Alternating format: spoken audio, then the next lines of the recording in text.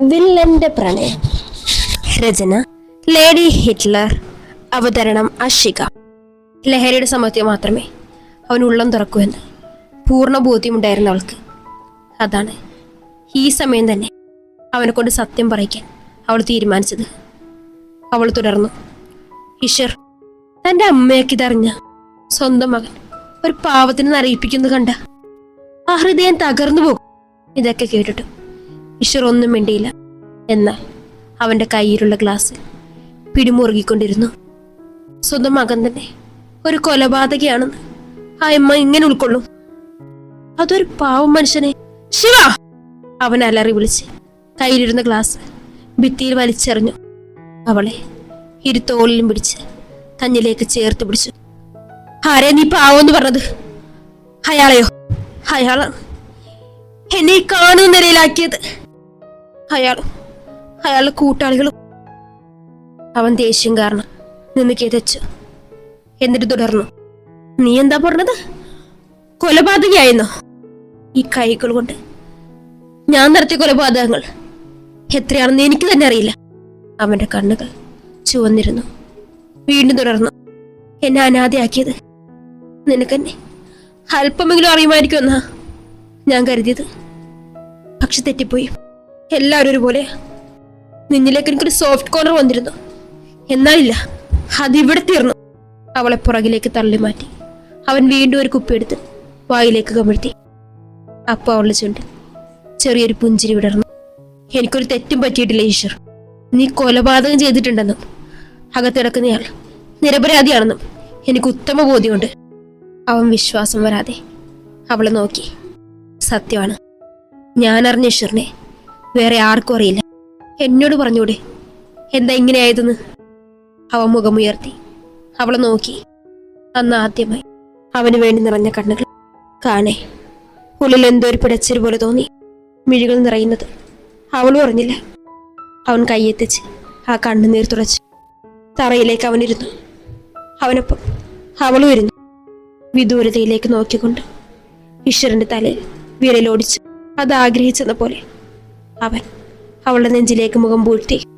ഈശ്വർ, പറയും, ശരിക്കും ആരാണ് നീ? എന്താണ് നീ? നിന്റെ അമ്മ ആരാണ്? എന്താ സംഭവിച്ചത്? അവൾ അവനെ ഇറുക്കെ പിടിച്ചുകൊണ്ട് ചോദിച്ചു. എൻ്റെ അമ്മ ഗായത്രി വർമ്മ. എൻ്റെ മാത്രം ഗായു പേര് പറയുകയും അവളിലുള്ള അവന്റെ പിടിമുറുക്കി. രാമപുരം ഇപ്പോഴും ഗ്രാമീണ സൗന്ദര്യം നഷ്ടപ്പെടാത്ത ഗ്രാമം. കണ്ണെത്താ ദൂരം പറന്ന് കിടക്കുന്ന നെൽപ്പാടും അതിനരയിൽ കൂടി ഒഴുകുന്ന ചെറിയ തോടും അവിടെ മേയാൻ വിട്ടിരിക്കുന്ന കന്നുകാലികളും നെൽക്കതിർ പറിച്ചെടുത്ത് പറന്നു പോകുന്ന പക്ഷികളും എല്ലാം മനസ്സിനെ കുളിരറിയിക്കുന്നതായിരുന്നു. ഗംഗ ചുറ്റുമുള്ള മനോഹരിതയെ ആസ്വദിച്ചു കാണുന്നു. എന്ത് ഭംഗി എവിടെയൊക്കെ കാണാൻ. സിറ്റിയിലൊരു മരുപ്പച്ച കാണണമെങ്കിൽ ഫോണിൽ നോക്കേണ്ട അവസ്ഥയാണ്. സ്വയം പറഞ്ഞുകൊണ്ട് അവൾ മുന്നോട്ടേക്ക് നടന്നു. ഒരു ചായക്കട ശ്രദ്ധിച്ചപ്പോൾ പെട്ടെന്ന് അവിടേക്ക് ചെന്നു. ചേട്ടാ, ഒരു ചായ, ഉറക്കെ പറഞ്ഞുകൊണ്ട് പുറത്തുള്ള ബെഞ്ചിൽ ഇരിപ്പുറപ്പിച്ചു. ഷർട്ടും ജീൻസുമായിരുന്നു അവളുടെ വേഷം. മുടി പോണിട്ടയിൽ പോലെ കെട്ടിയിരിക്കുന്നു. കടയിലുള്ള ബാക്കി ആളുകൾ അവിടെ സംശയത്തോടെ നോക്കി. അതുപോലെയുള്ള ഗ്രാമത്തിലെ പെൺകുട്ടികളൊന്നും ഇത്തരത്തിലുള്ള വേഷം ധരിക്കില്ല. അതുകൊണ്ട് തന്നെ അവിടെ ചെറിയ രീതിയിൽ മുറുമുറുപ്പുണ്ടായി. അവരതൊന്നും ശ്രദ്ധിക്കാത്ത പോലെ അവിടെയുള്ള ന്യൂസ് പേപ്പർ തിരിച്ചും മറിച്ച് നോക്കാൻ തുടങ്ങി. എങ്കിലും ചുറ്റും നടക്കുന്നത് അവൾ അറിയുന്നുണ്ടായിരുന്നു. മോളേതാ? ഇതിനു മുമ്പ് ഇവിടെ ഒന്നും കണ്ടിട്ടില്ലല്ലോ. പ്രായം ചെന്നൊര അവളോട് ചോദിച്ചു. ഞാനിവിടെ ഒരാളെ തിരക്കി വന്നതാ. ആരെയാ മോൾക്ക് കാണേണ്ടത്? ചായ നീട്ടിക്കൊണ്ട് ആ കടക്കാരൻ അവളോട് തിരക്കി. അതിൽ നിന്നും ഒരു സിപ്പ് എടുത്തുകൊണ്ട് അവൾ പറഞ്ഞു, ഞാനൊരു ഗായത്രി വർമ്മയെ പറ്റി അറിയാൻ വന്നതാ. ആ പേര് കേട്ടത് ചിലരുടെ കണ്ണുകളിൽ ബഹുമാനവും മറ്റു ചില കണ്ണുകളിൽ ഭയവും ചിലതിൽ പുച്ഛവും നിറഞ്ഞിരുന്നു. എന്നാൽ ജീപ്പിൽ ചാരി നിന്ന് ഇതെല്ലാം ശ്രദ്ധിച്ചിരുന്ന ചാരക്കണ്ണുകളെ മാത്രം അവൾ കണ്ടില്ല. പെട്ടെന്ന് ആ ചായക്കടക്കാരൻ ജീപ്പിൽ ചാരി നിന്ന് അയാളുടെ നോട്ടത്തിന് പിന്നാലെ സഞ്ചരിച്ച ഗംഗയുടെ കണ്ണുകളും അയാളിൽ ചെന്ന് തറച്ചു. ആ ചാരക്കണ്ണുകളിൽ പകയോ വെറുപ്പാണോ അതോ നിസ്സഹായതയാണോ എന്നറിയാതെ അവൾ കുഴങ്ങി. അയാൾ പെട്ടെന്ന് ജീപ്പിലേക്ക് കയറി ഓടിച്ചു. പോകുമ്പോൾ അവളെ നോക്കാനും മറന്നില്ല. അവൻ പോയി കഴിഞ്ഞതു. മോള് വേഗം പൊക്കോ, ഇവിടെ നിൽക്കുന്നത് അപകടം വിളിച്ചു വരുത്തുന്നത് തുല്യമാണ്. ചായക്കടക്കാരൻ ഭയപ്പാടോടെ ചുറ്റിനും നോക്കി പറഞ്ഞു. തൻ്റെ ഗ്ലാസ്സിലെ ചായ മുഴുവനും കുടിച്ച് ഗ്ലാസ് അയാൾ ഏൽപ്പിച്ചു. ഞാനിവിടെ വന്നത് പകുതി വെച്ച് പിന്തിരിഞ്ഞു പോകാനല്ല, അറിയാനുള്ളത് അറിഞ്ഞിട്ടേ ഞാനിവിടെ വിടുകയുള്ളൂ. ഹാങ് ചെയ്ത് വെച്ചിരുന്നു കൂളിംഗ് ഗ്ലാസ് മുഖത്തേക്ക് വെച്ചുകൊണ്ട് പറഞ്ഞു. തൻ്റെ വണ്ടിയുടെ അടുത്തേക്ക് പോകാനൊരുങ്ങിയതും കുറേ ആളുകൾ അവളുടെ ചുറ്റിനും നിറഞ്ഞു. അവൾ വണ്ടി സ്റ്റാൻഡിലിട്ടുകൊണ്ട് വലത്തെ കാല് മടക്കി ബുള്ളറ്റിന് മുകളിൽ മടക്കി വെച്ചു. ആ കാലിൽ വലത്തെ കൈ കുത്തി താടിക്ക് സപ്പോർട്ട് ചെയ്ത് അവളെ നോക്കി. കൊച്ചേതാ? ചേട്ടനേതാ? ഞാനാരും ആവട്ടെ, പക്ഷെ ഈ വരവ് എന്തിനാണെന്ന് അറിയാവുന്നതുകൊണ്ട് പറയാ. എല്ലാം നിർത്തി ഇപ്പൊ തന്നെ തിരിച്ചു പൊക്കണം.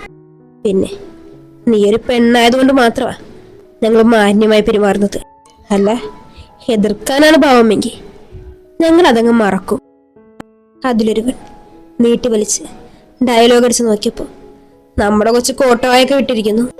എൻ്റെ പൊന്നു ചേട്ടാ, പ്രസംഗം നടത്താനാണെങ്കിൽ കുറച്ചങ്ങോട്ട് മാറി നടത്തും. എനിക്കിതിനൊന്നും വലിയ താല്പര്യമില്ല. ഡീ പൊടിന്നൊക്കെ തൻ്റെ വീട്ടിലുള്ളവരെ പോയി വിളിച്ചാൽ മതി. ഇതാള് വേറെയാ, വളരെ സൗമ്യവും എന്നാൽ കുറച്ചതുമായ ശബ്ദത്തിൽ അവൾ പറഞ്ഞു. ഇനി പറയുകയല്ല, പ്രവർത്തിക്കുക വേണ്ടത്. അയാൾ അവളെ പിടിക്കാൻ മുന്നോട്ട് ആഞ്ഞത്. അയാൾ അതേ സ്പീഡിൽ പിന്നിലേക്ക് തെറിച്ചു വീണു. ഗംഗ കൂളിംഗ് ഗ്ലാസ് വണ്ടിയുടെ മുകളിലേക്ക് വെക്കുന്നു. അവിടെ നിന്നവർക്ക് ആർക്കും ഒന്നും മനസ്സിലായില്ല. അവരൊന്നുകൂടി പിന്നിലേക്ക് ഓർമ്മ കൊണ്ടുപോയി. അവളെ പിടിക്കാൻ വന്നവനെ പിന്നിലേക്ക് തള്ളി വണ്ടിയിൽ നിന്നും ചാടി ഇറങ്ങി കറങ്ങിയവന്റെ നെഞ്ചിലേക്ക് ആഞ്ഞു ചവിട്ടി. അവരെല്ലാം അവളെ അത്ഭുതത്തോടെ നോക്കി. അവൾ അയാളെ നോക്കി പുഞ്ചിരിക്കും. വന്ന വഴിക്ക് പോകുന്നതായിരിക്കും നല്ലത്. ഒരംഗത്തിന് ഇപ്പൊ മൂടില്ല. ഇനി പോയില്ലേ? അവൾ പുറകിൽ നിന്നും പിസ്റ്റൺ പുറത്തെടുത്തു. ഇതിന് പണിയുണ്ടാക്കരുത്. അപ്പോഴേക്കും അവിടേക്ക് പോലീസ് ചീറിപ്പാനെത്തി. ആരാടി നീ? SI അവളുടെ നേരെ നിന്ന് ചീറി. I am Ganga, superintendent of police. തന്റെ ID കാണിച്ചുകൊണ്ട് പറഞ്ഞു. പൊടുന്നനെ അവരെല്ലാം അവളെ സല്യൂട്ട് ചെയ്തു. മാഡം, ഇവിടെ വന്നത് ആവശ്യമുണ്ടെന്ന് കൂട്ടിക്കോ. പിന്നെ ഇവരൊന്നും ചെയ്യണ്ട, വിട്ടേക്ക്. അവർ സല്യൂട്ട് ചെയ്ത് തിരികെ പോകുന്നതിന് മുമ്പായി പറഞ്ഞു. എന്താ ആവശ്യമുണ്ടെങ്കിൽ സ്റ്റേഷനിലേക്ക് വിളിച്ചാൽ മതി. അവൾ ഗുണ്ടകളുടെ നേരെ ചെന്നു. ഞാനെന്താ നിങ്ങളെ വിട്ടേക്കാൻ പറഞ്ഞതെന്നറിയോ? അയാൾ അവളെ തന്നെ ഉറ്റു നോക്കി. താൻ എത്ര വലിയ ഗുണ്ടയായാലും പെണ്ണിനോട് മാന്യത കാണിച്ചുകൊണ്ട്. പോട്ടേട്ടാ, നിങ്ങൾ ഇവിടേക്ക് അയച്ചതാരാണെന്ന് എനിക്ക് ഏകദേശം ഒരു ഐഡിയ ഉണ്ട്. അവർക്കറിയേണ്ടത് ഞാൻ തന്നെ പറഞ്ഞു കൊടുത്തോളാം. അവൾ വണ്ടിയെടുത്ത് യാത്രയായി. ആ ഗുണ്ട അവൾ പോകുന്നത് നോക്കി നിന്നു. സിദ്ധുവേട്ട, എൻ പക്കത്ത് വാ സിദ്ധുവേട്ട. അന്തരീക്ഷത്തിൽ ഉമ്മിക്കാൻ പോകുമ്പോഴുള്ള സച്ചുവിന്റെ ഫേസ് കണ്ടുകൊണ്ടാണ് അഖിൽ അങ്ങോട്ടേക്ക് വന്നത്. ഇവളിത് എന്ത് തേങ്ങ ഈ കാണിക്കുന്നത്? അഖിലാത്മ. സച്ചു, ഡേ സച്ചു. അവൻ അവളുടെ തലക്കെട്ട് കൂട്ടി. അയ്യോ! അവൾ ഞെട്ടി എഴുന്നേറ്റു. പാവം, ഉറക്കപ്പിച്ച. മുന്നിൽ കയ്യും കെട്ടി നിൽക്കുന്നു അഖിൽ. അവള് വെളുക്കെ ചിരിച്ചു കൊടുത്തു. സുഖമല്ലേ ഏട്ടാ? ഇവിടെ ഇരുന്നിങ്ങനെ ഉറങ്ങാനാണോ മോള് വന്നത്? അത് പിന്നെ ഒരു കയ്യബദ്ധം. ആ, അതൊക്കെ പോട്ടെ. സൂര്യ എവിടെ? കാണുന്നില്ലല്ലോ. ഇപ്പൊ ശരിയാക്കി തരാം. അവള് മനസ്സിൽ പലതും കണക്കൂട്ടി. അത് ചേച്ചി ആരോട് സംസാരിക്കാനായിട്ട് പുറത്തേക്ക് പോയി. പുറത്താരെങ്കിലും വന്നിട്ടുണ്ടോ? ഇല്ല, ഫോണിലാ സംസാരം. ഫോൺ വന്നപ്പോ ചേച്ചിയുടെ മുഖം നാണം കൊണ്ട് പൂത്തുലഞ്ഞു. ഇപ്പൊ വരാന്ന് പറഞ്ഞു പോയതാ. ഇപ്പൊ 1.5 മണിക്കൂർ കൂടുതലായി. വിളിച്ചയാളുടെ പിക്ക് ഞാൻ കണ്ടിരുന്നു. ഒരു ഗ്ലാമർ ചേട്ടൻ. ഹോ! അവള് തള്ളി മറിച്ചുകൊണ്ടിരുന്നു. അകിയാണെ അകെ പെട്ട അവസ്ഥയിലായി. വേഗം പുറത്തോട്ടിറങ്ങി അവൻ കണ്ടു. നാണിച്ചോടി വരുന്ന സൂര്യയെ. അവനെ കണ്ടിട്ട് കാണാത്ത പോലെ അവളകത്തേക്ക് കയറി. എന്തോ പറയാൻ വന്നവൻ ചമ്മിപ്പോയി. അവൻ ചുറ്റും നോക്കി. ആരും കണ്ടില്ലെന്നറിഞ്ഞപ്പോ അവന് സമാധാനമായി. സച്ചു, സച്ചു, നിലയുടെ ഫ്രണ്ടാ വിളിച്ചത്. ഇന്നിങ്ങോട്ട് വരുന്നുണ്ടെന്ന്. അവനെ പറ്റി പറയുമ്പോൾ അവളുടെ മുഖത്തെ സന്തോഷം അയ്യ അസ്വസ്ഥനാക്കി. എന്റെ കഞ്ഞിയിലെ പാറ്റയാണോ അത്? അവൻ സ്വയം ആത്മഗതിച്ചു. ഇതേ സമയം ഗംഗയുടെ വണ്ടി ആ വലിയ തറവാടിന്റെ ഗേറ്റിന് മുന്നിൽ വന്നു നിന്നു. അവിടെ വലിയ അക്ഷരത്തിൽ എഴുതിയിരുന്നു ഗംഗോത്രി ആലയം. ഗംഗയുടെ ബുള്ളറ്റ് അകത്തേക്ക് പ്രവേശിക്കുമ്പോഴേ കണ്ടു വണ്ടിയിൽ ചാരി നിൽക്കുന്ന ആ ചാരക്കണ്ണുകളുടമേ. ഈ കണ്ണുകൾ ഇതിനു മുമ്പ് ഞാൻ എവിടെയോ കണ്ടിട്ടുണ്ട്. പക്ഷെ എവിടെ? അവൾ ആലോചിച്ചുകൊണ്ട് വണ്ടി സ്റ്റാൻഡിൽ വെച്ച് മൊത്തത്തിലൊന്ന് നോക്കി. തല ഉയർത്തി നിൽക്കുന്ന പഴയ കാലത്തെ കൊട്ടാരത്തെ അനുസ്മരിപ്പിക്കുന്ന രീതിയിലുള്ള ഒരു വീട്. വീടെന്ന് പറഞ്ഞാൽ കുറഞ്ഞു പോവും. ഒരു കൊട്ടാരം തന്നെ. വിശാലമായ മുറ്റം. ഒരു സൈഡിൽ പലതരത്തിലുള്ള കാറുകൾ നിരന്നിടക്കുന്നു. എല്ലാ കമ്പനിയുടെ ഓരോ കാർ വെച്ചിട്ടുണ്ട്. ഒരു സൈഡിൽ ചെറിയൊരു ഗാർഡൻ. വലിയൊരു ആല് കുറെ മാറി തല ഉയർത്തി നിൽക്കുന്നുണ്ട്. കിളികളുടെ കളകളാരവും കേൾക്കാം. ആള് മുന്നോട്ടേക്ക് നടന്ന് തൂക്കിയിട്ടിരിക്കുന്ന മണിയിൽ പിടിച്ചു കുലുക്കി. ആരാ അവിടെ? ഘനഗംഭീരമായ ശബ്ദം അവിടെ മുഴങ്ങി. കൂടെ ആരോ നടന്നു വരുന്ന ശബ്ദവും. അവള് സൂക്ഷിച്ചു നോക്കി. 70 പ്രായമെടുക്കുന്ന ഒരു പുരുഷൻ അവിടെ കടന്നു വരുന്നു. അവളെ ആകമാനൊന്ന് ഒഴിഞ്ഞു നോക്കി. മാന്യമായ വസ്ത്രം ധരിക്കാൻ അറിയില്ലേ കുട്ടി നിനക്ക്? എനിക്ക് കംഫർട്ടബിൾ എന്ന് തോന്നുന്ന ഡ്രസ്സാണ് ഞാൻ ഇട്ടിരിക്കുന്നത്. ആ മറുപടി അയാൾ ചെറിയൊരു നീരസം ഉണ്ടാക്കി.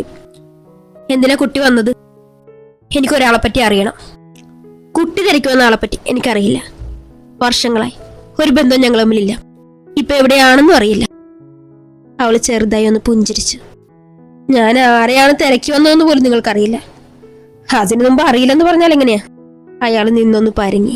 ആ ചാരക്കണ്ണുകൾ എല്ലാ സാഗതും നിരീക്ഷിക്കുന്നുണ്ടായിരുന്നു. അയാളുടെ കണ്ണുകൾ ഇടയിൽ അവന്റെ നേരെ പാറി വീഴുന്നുണ്ടായിരുന്നു. കുട്ടി ഇപ്പൊ പൊക്കോളൂ, എനിക്കൊരിടം വരെ പോയേണ്ട ആവശ്യമുണ്ട്. അത്രയും പറഞ്ഞ് അവൾക്ക് മുഖം കൊടുക്കാതെ ശരവേഗത്തിൽ പുറത്തേക്ക് പോയി. അവിടെ നിന്നിട്ട് കാര്യമില്ലെന്ന് മനസ്സിലാക്കിയപ്പോൾ അവൾ തിരിച്ചു നടന്നു. പോകുന്ന വഴിയിൽ ആ ചാരക്കണ്ണുകളെ ഒരിക്കൽ കൂടി നോക്കി. അവിടെ തിരിച്ചറിയാൻ കഴിയാത്ത എന്തോ ഒരു ഭാവം. ഞാൻ ഇനിയും വരും, പറഞ്ഞേക്ക്. ഇപ്പൊ പുറത്തേക്ക് പോയ മഹാനോട്. അവൾ വണ്ടി എടുത്തുകൊണ്ട് അവിടെ നിന്നും പോയി. എൻ്റെ അമ്മ ഗായത്രി വർമ്മ. ഓർമ്മ വെച്ച കാലം മുതൽ എനിക്ക് അമ്മയ്ക്ക് ഞാനും മാത്രമേ ഉണ്ടായിരുന്നുള്ളൂ. എന്നെ പഠിപ്പിച്ച് വലിയ ആളാക്കണമെന്ന് അമ്മയ്ക്ക് വലിയ ആഗ്രഹമായിരുന്നു. ആ സ്വപ്നം നടത്താൻ ഞാനും നല്ല രീതി പഠിക്കുമായിരുന്നു. ഈശ്വർ ഓർമ്മയിലേക്ക് കൂപ്പൂത്തി. അമ്മേ, നാളെ സ്കൂളിൽ പാരന്റ്സ് മീറ്റിംഗ് ആണേ. എല്ലാവരും അച്ഛനും അമ്മയും കൊണ്ടുവരും. നാളെ എനിക്കും എൻ്റെ അച്ഛനും അമ്മേനും കൂടെ കൊണ്ടുപോകണം. അമ്മ അച്ഛനെ വിളിച്ചിട്ട് വരാൻ പറ. പ്രതീക്ഷയോടെ അവൻ അമ്മയുടെ മുഖത്തേക്ക് നോക്കി പറഞ്ഞു.